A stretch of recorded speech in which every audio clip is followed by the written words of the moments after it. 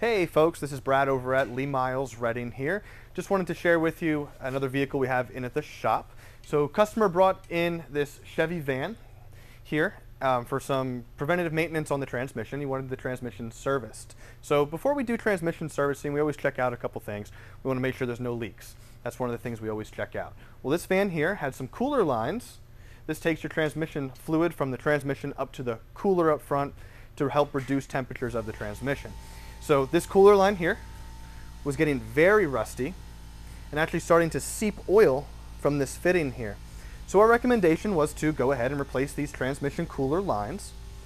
That way we didn't have any issues in the future with this line rupturing or breaking or rusting through and causing a severe loss of fluid, which can internally damage the transmission. So this is some of the preventative maintenance items that you want to keep in mind to keep the life of the transmission of any type of vehicle as long as you can get it going.